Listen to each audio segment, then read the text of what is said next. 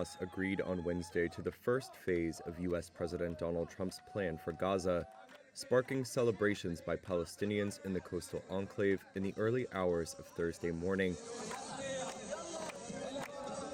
The agreement, reached through indirect talks in Egypt, comes just a day after the second anniversary of Hamas militants' cross-border attack that triggered Israel's devastating assault on Gaza.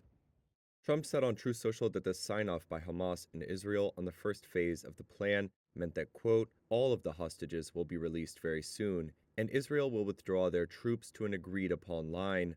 Hamas confirmed it had reached an agreement to end the war, saying the deal includes an Israeli withdrawal from the enclave and a hostage prisoner exchange. Israeli officials believe that of the 48 hostages held by Hamas, 20 are still alive. A Hamas source said the living hostages would be handed over within 72 hours of the Israeli government approving the deal. An Israeli government spokesperson said the hostage release was expected to begin on Saturday. The accord, if fully implemented, would bring the two sides closer than any previous effort to halt a war that had evolved into a regional conflict, deepened Israel's international isolation, and reshaped the Middle East. However, as has been the case with previous peace efforts, crucial details are yet to be spelled out, including the timing, a post-war administration for the Gaza Strip, and the fate of the Palestinian militant group Hamas. Two sources familiar with the talks confirmed that sticking points included the mechanism for the Israeli withdrawal, with Hamas seeking a clear timeline linked to the release of hostages and guarantees of a complete pullout by Israeli forces.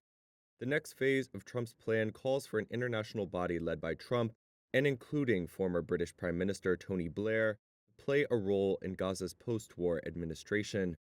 Arab countries which back the plan say it must lead to eventual independence for a Palestinian state, which Israeli Prime Minister Benjamin Netanyahu says will never happen.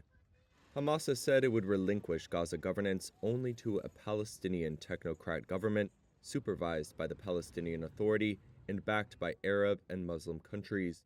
It rejects any role for Blair or foreign rule of Gaza. Hamas has also so far refused to discuss Israel's demand that Hamas give up its arms. A Palestinian source close to the talks said Hamas would reject that demand as long as Israeli troops occupy Palestinian land. Earlier on Wednesday, Trump said that he may travel to Egypt this weekend, possibly leaving as soon as Saturday.